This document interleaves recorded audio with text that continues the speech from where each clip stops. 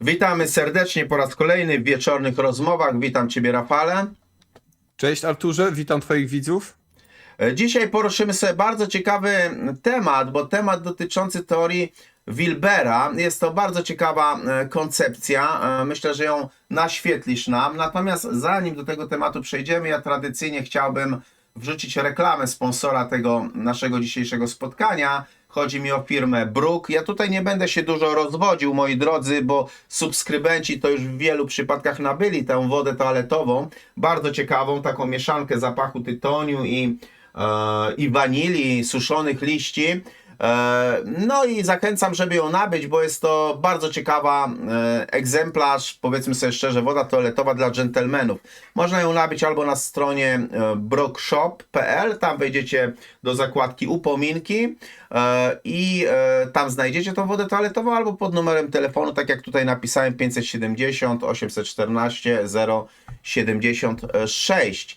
Zachęcam serdecznie, bardzo fajna rzecz na prezent, bardzo elegancka, tak jak mówię, suszone liście tytoniu i wanilii dają naprawdę niezapomniany zapach i warto coś takiego spróbować i warto w czymś takim się pokazać. Tak jak mówię, wielu subskrybentów nabywało tą wodę toaletową i bardzo byli z niej zadowoleni, moi drodzy. Rafale, dzisiaj mam kilka takich pytań, bo chodzi mi o tą teorię Wilbera. Powiedz mi, czym tak naprawdę jest według niego holon i w jaki sposób łączy on wymiar indywidualny oraz ten wymiar zbiorowy rzeczywistości? Mhm. No, Wilber ma bardzo ciekawą, interesującą koncepcję, która jak gdyby stara się łączyć wszystkie pewne spektra, zarówno naukowe, duchowe, subiektywne jakby doświadczenia, jak i właśnie kulturowe, społeczne, no i tak, także również polityczne. Także to jest bardzo interesujące pod tym względem, że on jak gdyby próbuje ukazać, że wszystko jest z sobą w jakimś sensie połączone w tym procesie samotranscendencji, czyli tego docierania, powrotu do tego praźródła, do jaźni, jak to niektórzy określają, czy absolutu.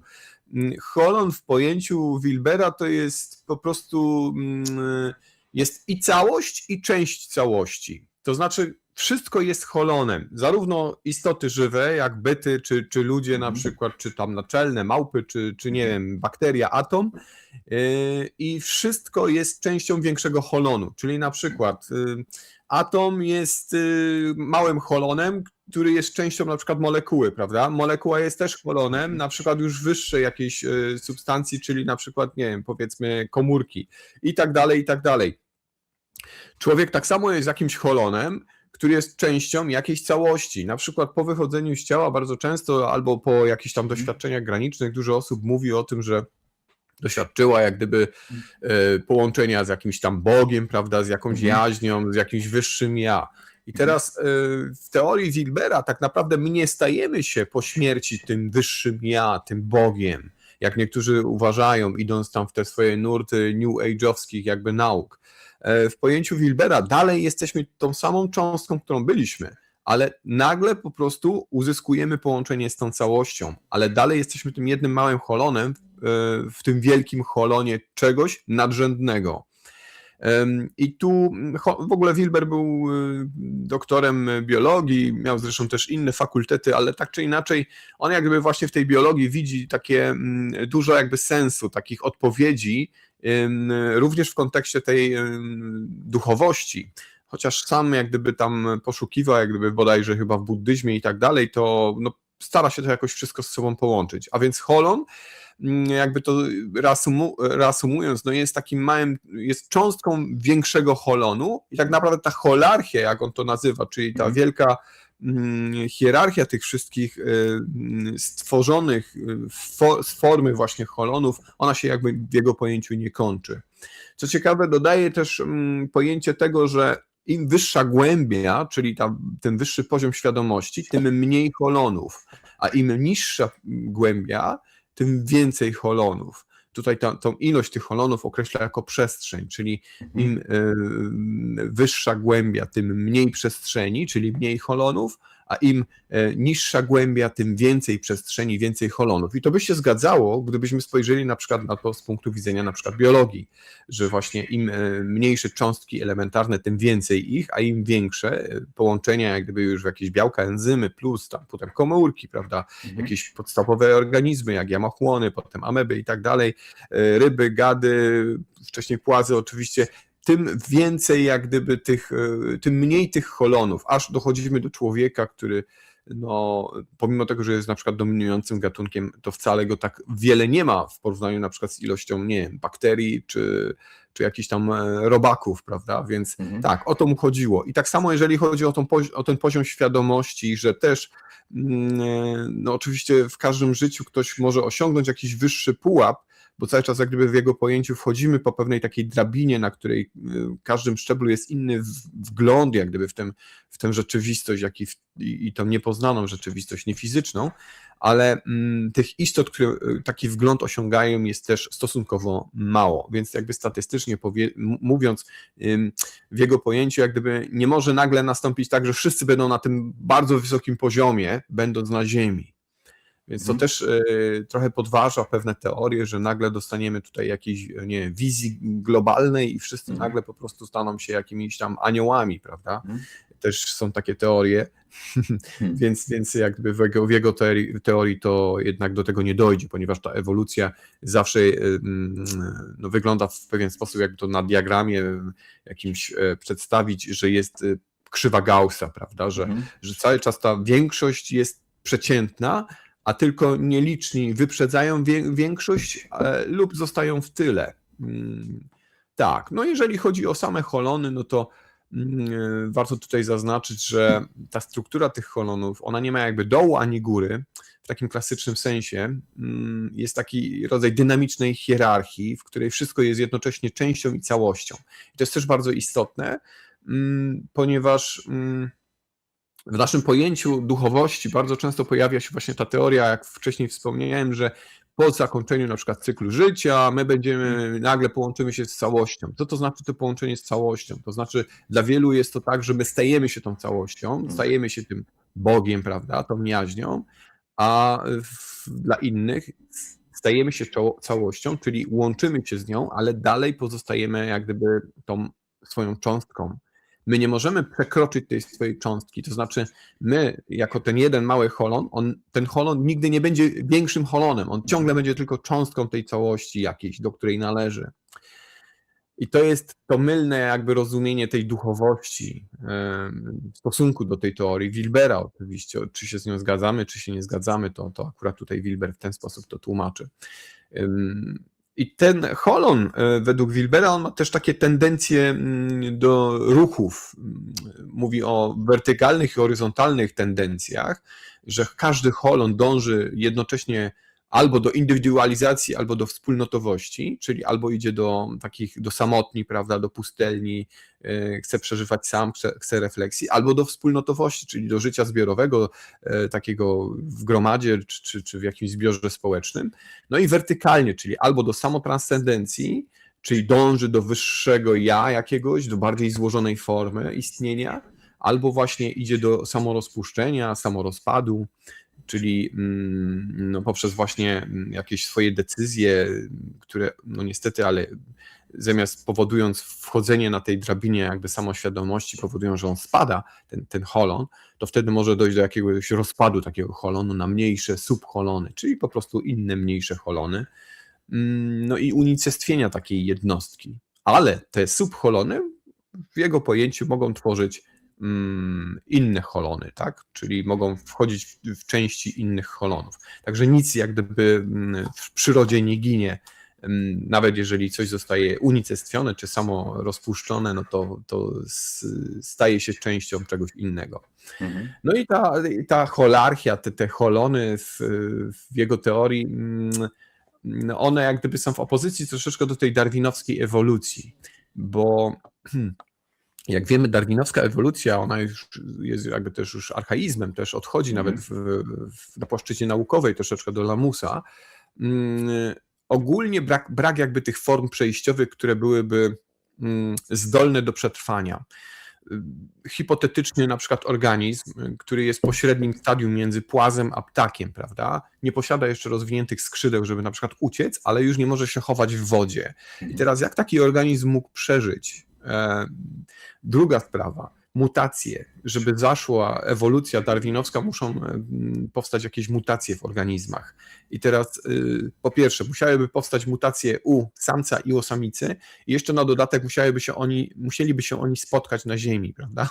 Więc naprawdę to jest bardzo mało prawdopodobne, wręcz nieprawdopodobnie, ekstremalnie nieprawdopodobne statystycznie, żeby do czegoś takiego doszło, a pamiętajmy, że w biologii bardzo często mutacje prowadzą do niestety, ale śmierci, więc takie mutacje organizmów genetyczne, czy jakkolwiek to nazwiemy, to poza tym też przyjmijmy też taką teorię, że żeby w ogóle powstał enzym, potrzeba nieskończonej ilości czasu, a my mieliśmy, jak pamiętamy, około 14 miliardów lat, prawda, na to wszystko, co się teraz dzieje na Ziemi, na przykład 14 miliardów lat musiało to wszystko zaistnieć w tym obrębie czasu. U Wilbera i u biologów to jest nieprawdopodobne, więc dochodzi do głosu też taka teoria o ewolucji skokowej, że nagle pojawia się jakiś nowy gatunek. Mówi się na to też ewolucja kwantowa. To jest też bardzo ciekawe właśnie w ogóle w ujęciu różnych kwestii, które może kiedyś będziesz poruszał na kanale, czy już poruszałeś, więc taka ciekawostka dla ludzi. Jest teoria na przykład 1000 małp i Szekspira, że 1000 małp może kiedyś w końcu przepisałyby tam jedną sztukę Szekspira, gdyby miały nieskończoną ilość czasu. I tak jest właśnie z ewolucją darwinowską. Dlatego właśnie Wilber ją odrzuca. Cóż jeszcze mogę powiedzieć? W tej hierarchii tego Wilbera, tak jak powiedziałem, to nie jest hierarchia taką, jak my rozumiemy na przykład tutaj na Ziemi, że coś nadrzędnego, nie wiem, ma więcej siły, więcej mocy, jest po prostu czymś, co dominuje siłowo nad tym, co jest na dole. Nie, ta hierarchia jest jak gdyby bardziej takim rodzajem jedności, uniwersalności, spójności, że coś, co jest nad, nie istniałoby bez tego, co jest pod. I jest ten wzajemny szacunek. To cechuje właśnie ta holarchia, czyli hierarchia Wilbera. Jak wiemy, na przykład nie byłoby człowieka, gdyby nie było na przykład niższych jakichś gatunków, na przykład tych naczelnych i tak dalej, które w jakimś sensie powodowały, że były testem dla tego następnego gatunku, który stał się jakby takim doskonałym do poznawania między innymi właśnie na gruncie właśnie tych duchowych teorii rzeczywistości, prawda? Więc bez na przykład poprzednich naczelnych, hominidów na przykład, nie byłoby człowieka. Były to jakby też eksperymentalne takie jednostki, z których wyniku powstał na przykład człowiek. Mówiąc tu na przykład o takiej teorii kwantowej, czyli tej skokowej, nawet i darwinowskiej, to też pokazuje nam, że ta ewolucja jakby idzie w tym kierunku, aby powstawały coraz to lepsze gatunki do poznawania. Dlaczego do poznawania? Bo jak się okazuje tutaj w tej teorii, ten kosmos, ten prapoczątek, z którego wszystko się jakby pojawia, ten potencjał początkowy, on jak gdyby chce poznać siebie samego, chce się jakby obejrzeć w lustrze. I tym lustrem jest właśnie rzeczywistość, materia. Jesteśmy my. Ciekawe. Ta cząstka tego czegoś, co każdy z nas nosi, każe nam w pewnym momencie swojego życia, istnienia, bo to też nie w każdym życiu tak jest, nagle właśnie zwrócić się do tej transcendencji, prawda? Dążyć do tego, żeby poznać siebie tak autentycznie. I właśnie to jest ten sygnał tego kosmosu, który właśnie chce się przejrzeć w swoim lustrze. Bardzo interesująca teoria. Słuchaj, Wilber mówił, że kosmos powinno się pisać zawsze przez duże K. I w jaki sposób te wilberowskie rozumienie kosmosu pisanego przez duże K nawiązuje do pitagorejskiej wizji tego uporządkowanej, harmonijnej, bym powiedział, całości bytu? Wiesz, to jest tak, że jeżeli mówimy kosmos z małej litery, to mówimy tutaj o takim wszechświecie, materialnym świecie. Kosmos z dużej K, analogicznie do pitagorejskiej wizji, jest po prostu wszystkim. Zawiera w sobie wszystkie sfery, czyli mamy tutaj sferę zarówno jakby tą taką kosmologiczną, można powiedzieć duchową, jak i właśnie tą biosferę, prawda, materię, wszystko to, co wynika z formy tego początkowego potencjału, jest w ujęciu Wilbera tym kosmosem z dużej K. Mhm. On jak gdyby tutaj bardziej nawet idzie w teorię Plotyna, czyli późniejszego filozofa, to już chyba bodaj I wiek naszej ery, jak dobrze pamiętam, że wszystko zaczyna się od jakiegoś tam absolutu, prawda? Które tam w ujęciu Wilbera jest tym potencjałem początkowym. Potem powstaje jakby coś, co nazywamy sferą umysłową, intencjonalną, no, intuicyjną, tak, subtelną sferą nous, czyli umysł. I to jest ta noosfera. Od tej noosfery powstaje dusza, czyli jakiś rodzaj takiej psychicznej struktury, która już w jakimś sensie dąży do jakiegoś poznania, no i potem właśnie twórczy rozum i tak dalej.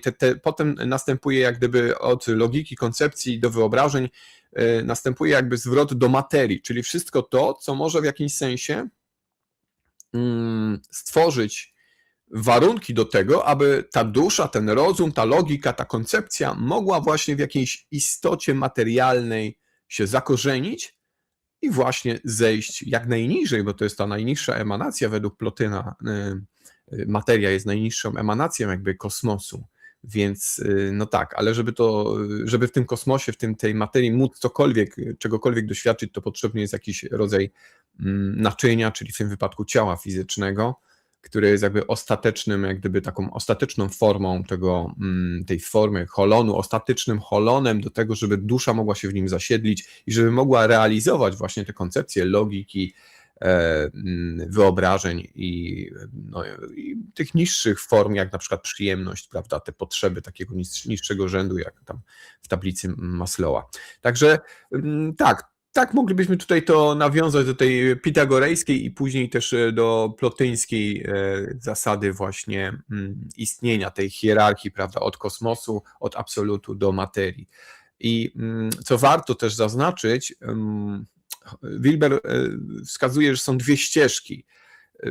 Ścieżka schodzącego, czyli ta istota, powiedzmy ten holon, który schodzi od tego absolutu poprzez te wszystkie rzeczy, które wymieniłem, aż do materii, i ścieżka wschodzącego również, też tak jest określana, czyli ta istotka, która już tą samotranscendencję, jakby ta samotranscendencja powoduje, że ona właśnie dąży już do wyjścia z tej materii właśnie z powrotem do tego absolutu.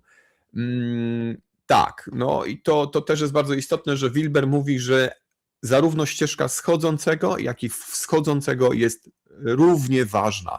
Nie można jej bagatelizować. Bardzo często jest w historii w ogóle ludzkości tak, że jedna ścieżka zwalczała drugą.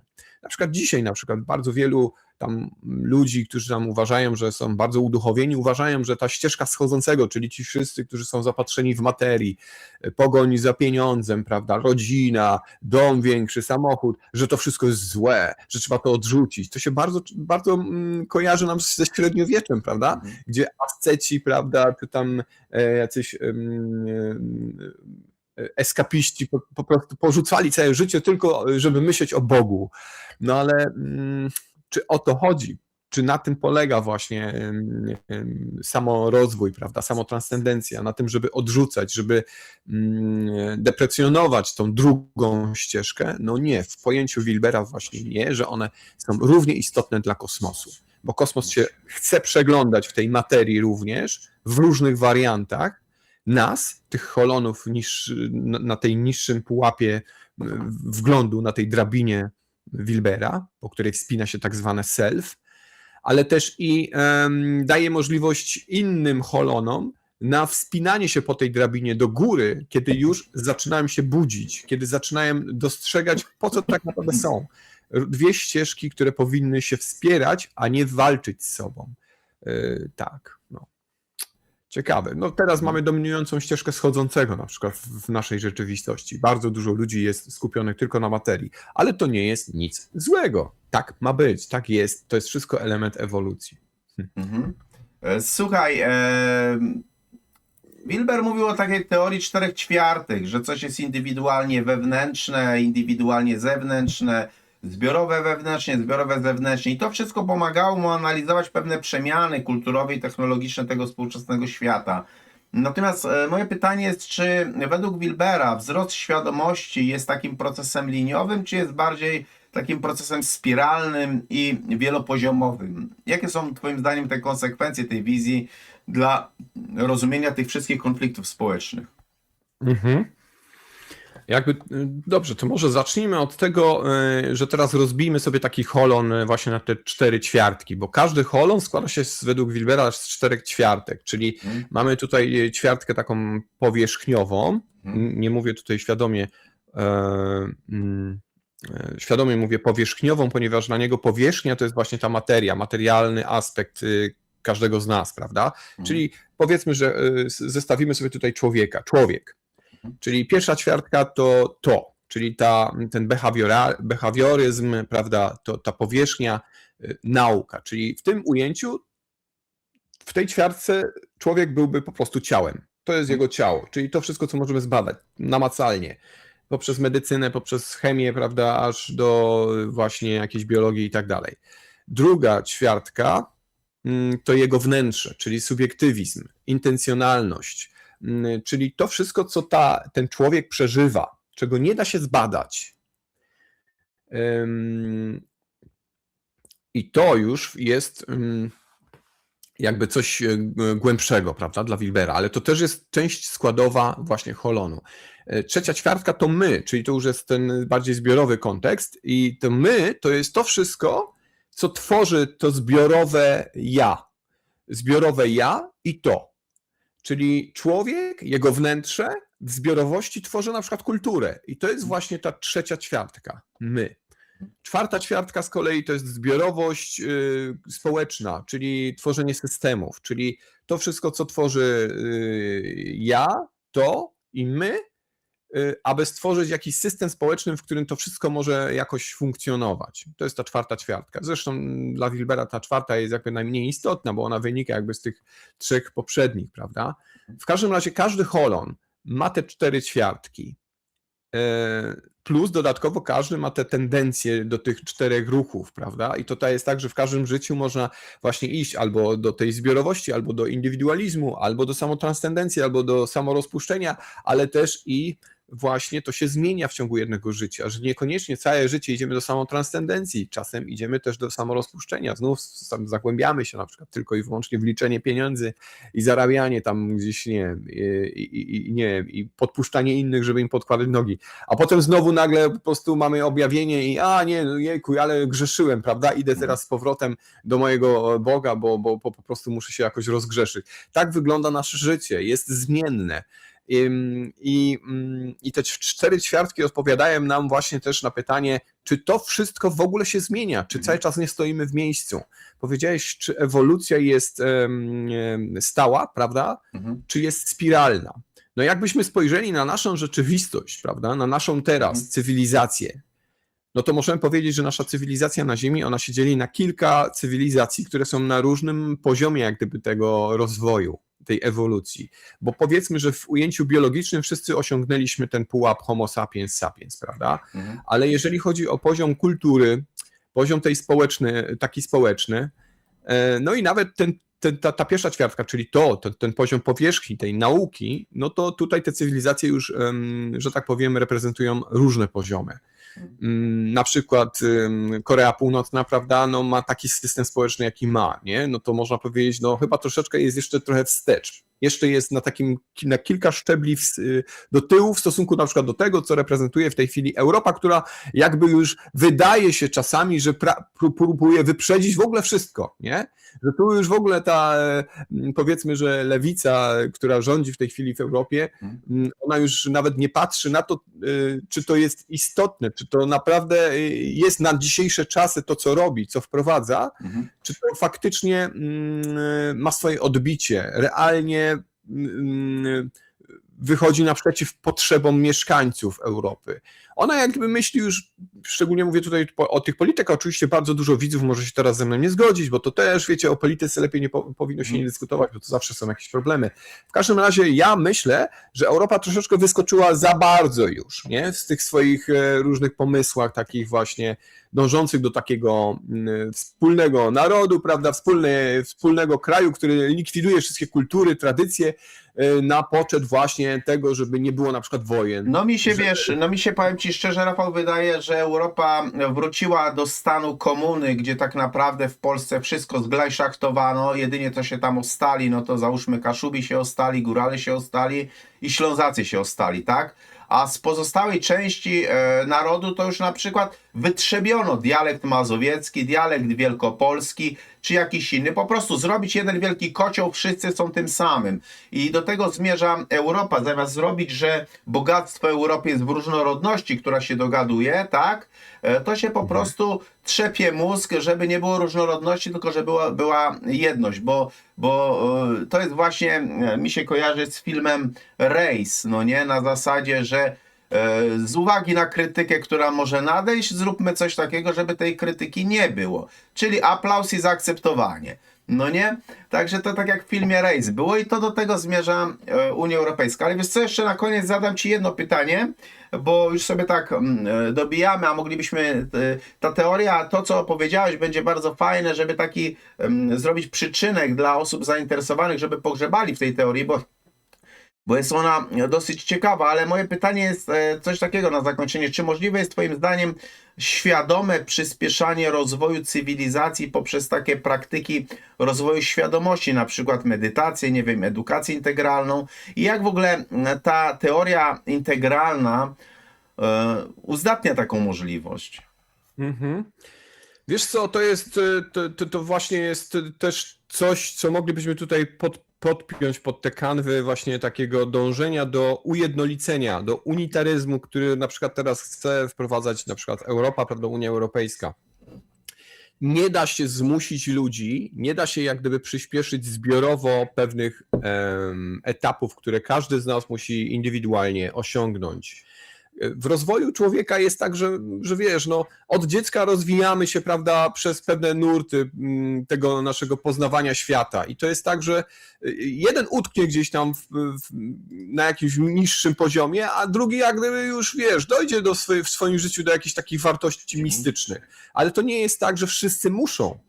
I zbiorowo takiej świadomości no nie da się przyspieszyć. Nie da się jej przyspieszyć ze względu na to, że no po prostu świadomość rozwija się indywidualnie, ale nawet zresztą możemy popatrzeć na dzisiejsze czasy, jak wiele jest na przykład różnych materiałów, które pokazują tą duchowość, pokazują jakby te moje ja wewnętrzne, te doświadczenia, no i ludzie oglądają na przykład i teraz ilu z tych ludzi, którzy to oglądają, tak naprawdę to rozumie? No nikt nie prowadzi takich statystyk. Ilu z tych ludzi, którzy to oglądają, sami doświadcza jakichś mistycznych wrażeń, które powodują, że nagle przekraczają to, na czym stoją, żeby wejść na jakiś wyższy pułap. No nikt nie prowadzi takich statystyk, a nawet jeżeli ktoś przekracza ten pułap, który w tej chwili ma, na ten wyższy, to nigdy nie jest takie samo, jak u kogoś innego. Ponieważ no, każda jednostka, każdy holon no, wyróżnia się, jest charakterystyczny dla samego siebie i no, nigdy to nie będzie dokładnie takie samo. Jest to dokładnie takie samo, jak schodzimy niżej, do niższej głębi. To faktycznie, tam bardzo często ludzi kierują dokładnie te same pobudki, ale im wyżej, no to już jest bardziej złożona sprawa. Chociaż na samym końcu jakby z połączeniem z tym wyższym holonem, kiedy już stajemy się świadomą częścią tego większego holonu, no to też to uczucie jest bardzo tożsame z tymi, które odbierają inne holony, czyli inni ludzie, nie? Ale dopóki do tego nie dojdziemy, no to jest ta różnorodność po drodze. Więc w moim ujęciu jak gdyby taka świadomość no nie wzrośnie nagle po prostu i u wszystkich na tym samym poziomie. Że to wszystko musi takie być, ponieważ no właśnie na tym polega istnienie. Na tym, żeby samemu jakby do tego dochodzić poprzez własne decyzje, poprzez własne doświadczenia i nikt tego za nas nie zrobi. Tak mi się wydaje, oczywiście piszcie w komentarzach, co o tym sądzicie, bo to jest też bardzo ciekawa teoria. Zaczynamy od czucia fizycznego, prawda? Rodzimy się. Jest potem jakaś emocja, obrazowość, prawda? Potem jest taki umysł, który już reprezentuje to, kim jest. Czyli na przykład potrafimy wskazać na przykład, że jesteśmy tam Rafałem, prawda? Że mamy jakąś tam rodzinę i tak dalej. Na tym polega właśnie ten proces taki ewolucyjny w jednostce, ale i też w społeczeństwie. No potem mamy jakiś umysł, który już przyjmuje jakieś zasady, idee, no a potem już koncepcje sam tworzy, no i wizja, logika, czyli łączy te koncepcje, potrafi jak gdyby zreflektować się, wyjść nawet nad to i potem już te kwestie takie nadpsychiczne. Na tym polega ta drabina wzrostu ewolucyjnego jednostki Kena Wilbera. I co jest bardzo ważne, żebyśmy o tym nigdy nie zapominali, o czym na przykład teraz, do czego dąży na przykład Europa, to jest bardzo złe. No, trzeba to jasno określić. Dlaczego? Ponieważ Wilber wskazuje, że tak jak rozwija się jednostka, tak jak rozwija się wewnętrzne ja, tak jak ewoluuje biologia, tak samo ewoluuje kultura i społeczność, nigdy nie wejdziemy na wyższy szczebel, jeżeli zniszczymy to, co było wcześniej. Nie możemy tego całkowicie zlikwidować. Bo każdy holon tworzy wyższy holon, ale ten wyższy holon nie istniałby bez tego niższego. I tak samo, bo holonem też jest na przykład, nie wiem, powiedzmy, że byli zbieracze i łowcy, potem była kultura ogrodnicza, potem była kultura agrarna, czyli właśnie rolnictwo. Rolnictwo nie istniałoby, gdyby wcześniej nie było ogrodnictwa, gdyby nie zbierano tych roślin tak po prostu dziko rosnących. Nie byłoby kultury agrarnej bez łowiectwa i zbieractwa. I do dziś te kultury dalej istnieją, prawda? Bo mamy tam osoby, które sobie lubią tam popolować, lubią sobie zbierać grzyby w lesie i tak dalej. Czyli nie wykorzeniliśmy tego do końca, nie wyrugowaliśmy. Tak samo nie możemy wyrugować pewnych tradycji, kultury. One ewentualnie, jeżeli miałyby zniknąć, muszą to zrobić samoczynnie, samodzielnie. Nie można tego zrobić przez przymus. Majowie na przykład są przykładem kultury, która sama siebie zniszczyła, ponieważ zniszczyła wszystko to, co było wcześniej. Swoją kulturę właśnie zbieracko-łowiecką zniszczyła. Nie połączyła z tym, że przeszła na tryb rolniczy. Po prostu wytrzebiła lasy, wycięła je w pień, przekształcając je w pola uprawne, doprowadziło to do susz, do nieurodzaju, ponieważ nie było deszczy i tak dalej. No, nie było też i zwierzyny, którą można by było łowić w momencie, kiedy nie było co zbierać z pól. No i Majowie de facto, no oczywiście tam pewnie jacyś przeżyli, ale de facto jako kultura upadli. I tak wygląda też właśnie, i to można odnieść do wszystkiego, co jest. Na przykład, dlaczego nazizm upadł? Ponieważ chciał zlikwidować to wszystko, co było wcześniej, na przykład chciał zlikwidować, no w planach Hitlera była likwidacja na przykład chrześcijaństwa na rzecz właśnie religii narodowo-socjalistycznej, nie? Więc jest bardzo dużo różnych przykładów, które wskazują, że żeby następowała ta ewolucja ciągła, to nie możemy niszczyć tego, co było wcześniej. Musimy jak gdyby to włączyć i przekraczać. Na tym polega teoria Wilbera. Zgadza się, no widzisz, nie da rady wytrzebić z człowieka tego, co jest mu najbliższe, na rzecz tego, co jest sztucznie tworzone, nie? To jest tak samo jak wiesz, no koszula jest zawsze bliższa ciału, a tak samo ten system propagandy, który polegał na przykład na, to jest też znowu, ja przejdę na politykę, chociaż wielu nie lubi, ale próbowało się wcisnąć do Polaków, że powinni zdzierać ostatnie koszule i oddawać je Ukraińcom, tak? Poza faktem, że Polacy zobaczyli, co tam tak naprawdę się dzieje, no nie? No nie da rady. Najpierw dba się o własną rodzinę i o własny dom, a dopiero jeżeli komuś coś zostaje, no to bierze i załóżmy przekazuje dalej. Czy tak samo jak w przypadku, co podałeś kwestię Adolfa Hitlera. Jeśli ktoś próbuje burzyć fundamenty, na których powstała Europa, a Europa powstała na fundamentach chrześcijaństwa tak naprawdę, ta nowożytna przynajmniej, no nie? No to jak ktoś kruszy fundamenty, to się szybko weźmie i rozpadnie, no nie? Także no to jest temat, mówię, można by go pociągnąć jeszcze dosyć długo.